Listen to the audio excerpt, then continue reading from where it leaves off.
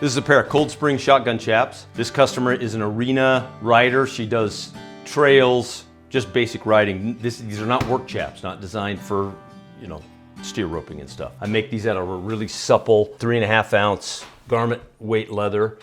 They're made to fit snug. They're custom made to her dimensions, height, weight, inseam. Floral tooled belt, floral tooled down the sides, custom conchos down the leg. The big thing about these is they'll get a patina pretty quick. That they look great. They look fantastic. Great. Yep. Especially on a buckskin horse. Yeah, oh yeah. Oh yeah. Let's get it done. I'm going to show you kind of how this lays out in just rough out here, and then you can get an idea where I'm going with this. Trim goes underneath the leg, and then underneath that is the fringe. Underneath all of this will be this side of the zipper. Will go underneath all of that. Then, oh brother, would you go grab me the other two pieces? Oh, there you go. Appreciate it. Okay, so then this piece goes there, and then this is the yoke. I'll sew on there, and then this is the belt, the back of the belt. Okay, so this will all get floral carved. You can see this has begun to be floral carved. I've just got it laid out. I'll carve all that, and you'll see that I have these custom made for me by my longtime silversmith, Cruz. And I'll send him a link to this video. He'll appreciate it. How long has Cruz been making for you? Cruz been making for me for 20 plus years. He and his son. And they are really, look at these things. Each one of these is a depression that's carved out, and then it's filled with metal, either sterling silver. In this case, it's nickel. All made by hand. All made by hand. Yep. All right. So the first thing I like to do is get my edge beveled.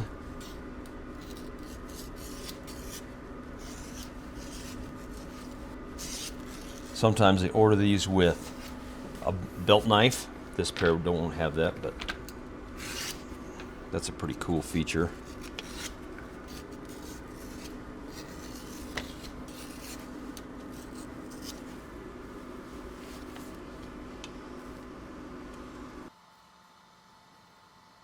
And then this piece will vary depending on the waist size. So if somebody's waist is narrower than this, then I'll adjust the size of this belt to accommodate so that the waist is always proportional. So if their waist is 32 inches versus 36, the belt itself gets adjusted some. And so the tooling pattern then has to be adjusted for each component. So you're redrawing this pattern most of the time? A lot of times I'm redrawing it. Anytime I can get a break like this where it's the size I've already drawn, unless somebody wants something custom like their initials or something, and if that happens, then it's got to be redrawn, which is, that's just part of it, but it's nice to be able to reuse a pattern once in a while. I can give myself a rough idea of where the tooling's going to land. And so I want you to notice as I'm working with this how wet this leather is. It almost looks dry. Yeah. It's just damp to the feel. Barely you can see it's damp. a little wetter here. I like for it, when I'm laying it out, I like for it to all be the same color, even, so that the impression is the same depth. And then I'll spray it as I go along to keep it the right moisture.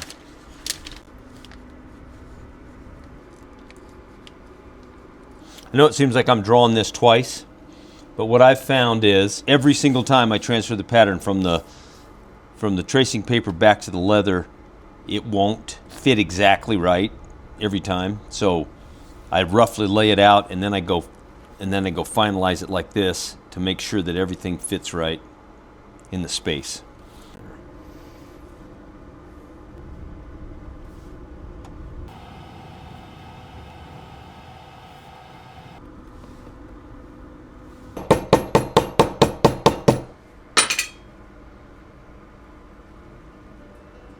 That's a time saver. Yep, that helps. No doubt about it. Still got to go in and clean it up a little bit. Okay, so now we're at this point where the tooling pattern's laid out, it's cut, and there's some beveling on these curves. And I'll follow these with this backgrounder, and I'll get these pushed back, and then after that,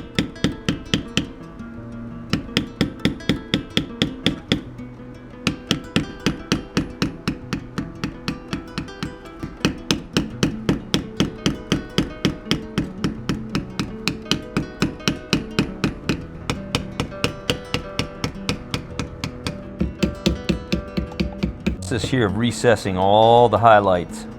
You can see how it starts out two-dimensional, and then as you start to work that background, you get some dimension to it, and then we'll go in and we'll detail these high spots.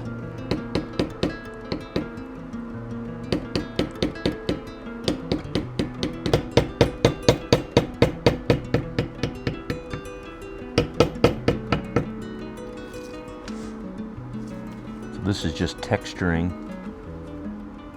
and when I do the final finish, then these will really stand out. So this is ready to be oiled, top coated, antiqued. All right, next step here is the top coat. So this is a water-based sealer for the leather after it's been oiled. We'll apply this thoroughly. Sure it's evenly applied. Then I kind of flood it, and then I go take up the excess with a damp sponge, and that keeps it even. And the goal here is to get this to all dry at the same time so that you don't get streaks. So you see how that's got an even finish to it? You see how this backside here is kind of streaky?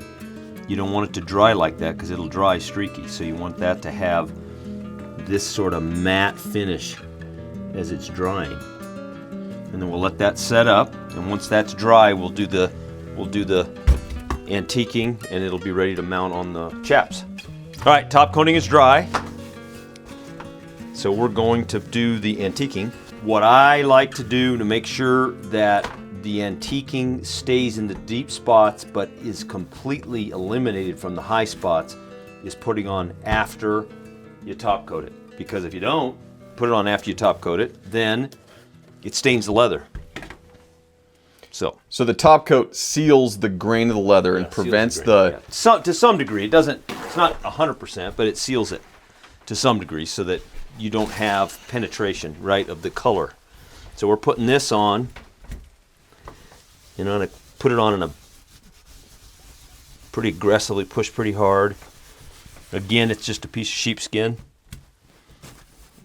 And you don't need a new one each time. I just leave it in there. And it stays nice and moist. And what you're doing here is you're working this down into all the little crevices. all the low spots in the tooling. Yep. And so then I'm going to come back with a flat hand and a paper towel. Some people use newspaper. You can do that. I prefer paper towel so I can tell how clean it's getting. So now, and I'm not pushing very hard here. I'm just feeling the contours with my fingers. And so you can see how much of that I've lifted off. And that's it. And then we'll let that dry. And you get that nice depth. All right, so we put this in the drying rack and let it dry overnight. Got the fringe cut and in place. We'll get that sewn on today. I got the yokes tooled and finished. We'll do the lacing along the side and set the conchos. Put on the back belt, put on the front belt, and they're done. I bet you're wondering right now how many times I've sewn the fringe into this stitch line. More than once. Good thing you've never done that before.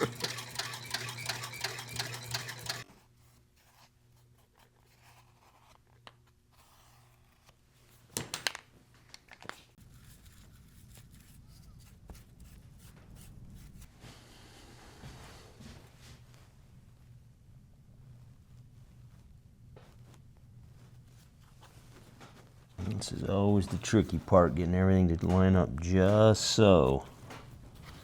I don't want any of that. That has to line up. There, looks pretty good.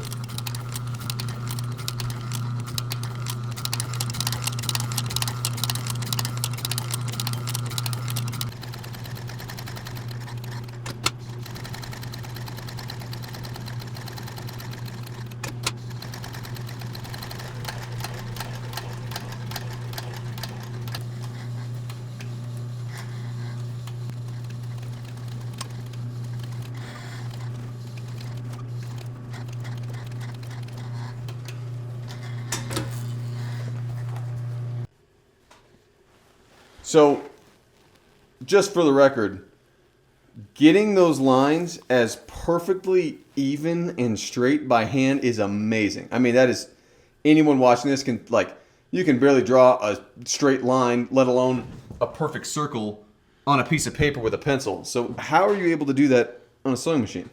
Well, this you're talking about this line, this curve, this internal curve like that, because this has got the stitch edger. This is just practice, taking it slow and making sure you see exactly where the needle's going each time, and dropping it in the same groove as the one before it, so that it comes out straight. I'll never forget, years ago, I read a post. Somebody had posted a piece of work they did.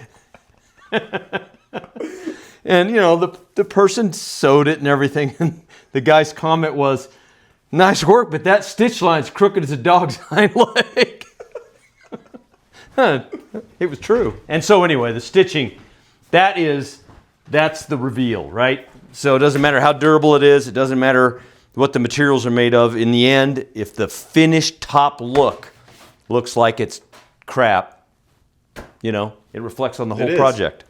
I mean, even down to getting a nearly perfect circle. Except for right there.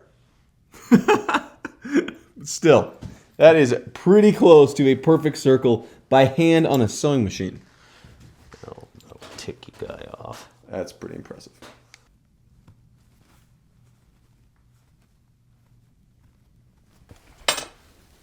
Make sure I don't cut a piece of fringe off. You've never done that before, have you? That's a disaster, because these are done. Yeah. That sucks. When that happens, you're like, oh crap, I'm taking some stitching out.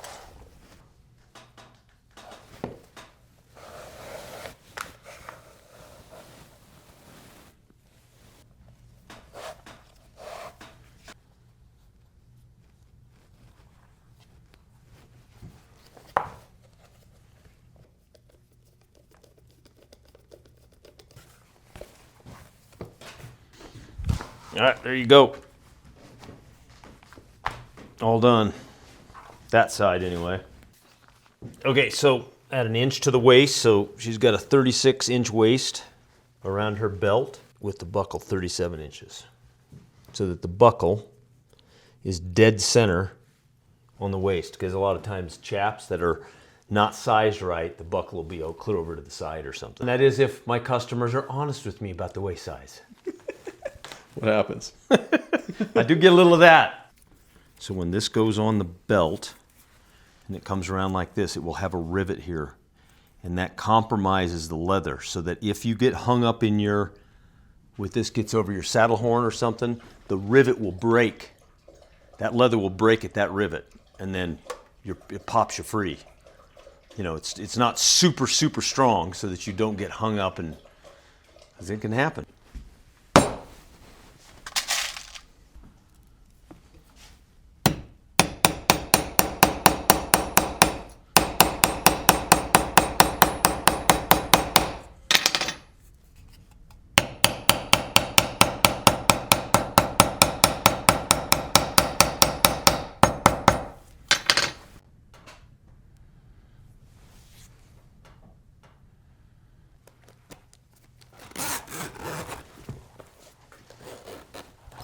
That's a wrap. All complete. I think they came out nice.